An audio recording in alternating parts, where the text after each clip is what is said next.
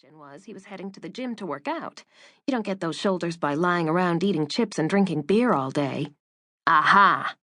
Jody speared a finger in the air. You are interested. I'm not dead, Jody. The man is dangerously gorgeous, and you add that air of mystery along with a tight butt. Her hands, rarely still, spread wide. What's a girl to do but wonder? Why wonder? Why don't you go knock on his door, take him some cookies or something, welcome him to the neighborhood? Then you can find out what he does in there all day. If he's single, what he does for a living. If he's single, what... She broke off, head lifting in alert. That's Charlie waking up. I didn't hear a thing. Cybil turned her head, aiming an ear toward the doorway, listened, shrugged. I swear, Jody, since you gave birth, you have ears like a bat. I'm going to change him and take him for a walk. Want to come? No, can't. I've got to work. I'll see you tonight then. Dinner's at 7. Right.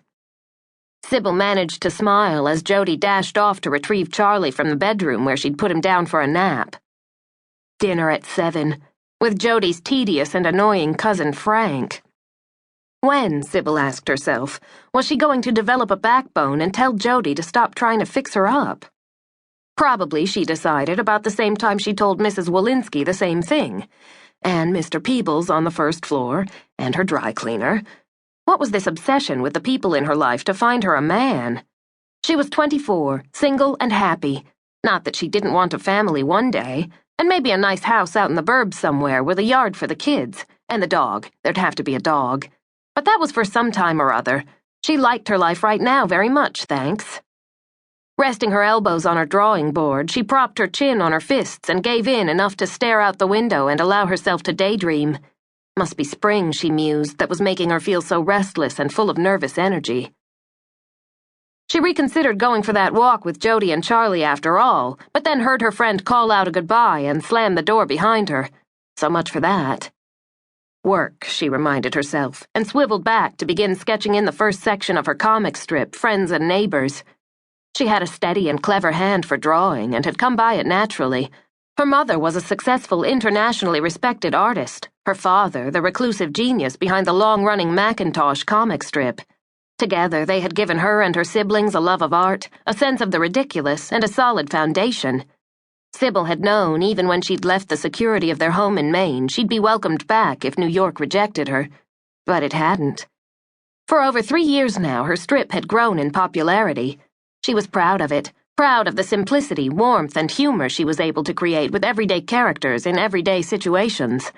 She didn't attempt to mimic her father's irony or his often sharp political satires. For her, it was life that made her laugh. Being stuck in line at the movies, finding the right pair of shoes, surviving yet another blind date. While many saw her Emily as autobiographical, Cybil saw her as a marvelous well of ideas but never recognized the reflection. After all, Emily was a statuesque blonde who had miserable luck holding a job and worse luck with men. Cybil herself was a brunette of average height with a successful career. As for men, well, they weren't enough of a priority for her to worry about luck one way or the other.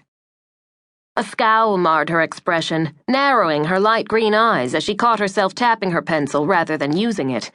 She just couldn't seem to concentrate. She scooped her fingers through a short cap of brandy-brown hair, pursed her softly sculpted mouth, and shrugged. Maybe what she needed was a short break, a snack. Perhaps a little chocolate would get the juices flowing. She pushed back, tucking her pencil behind her ear in an absent-minded habit she'd been trying to break since childhood, left the sun-drenched studio and headed downstairs. Her apartment was wonderfully open. Aside from the studio space, that had been the main reason she'd snapped it up so quickly. A long service bar separated the kitchen from the living area, leaving the lower level all one area. Tall windows let in light and the street noises that had kept her awake and thrilled for weeks after her arrival in the city. She moved well, another trait inherited from her mother.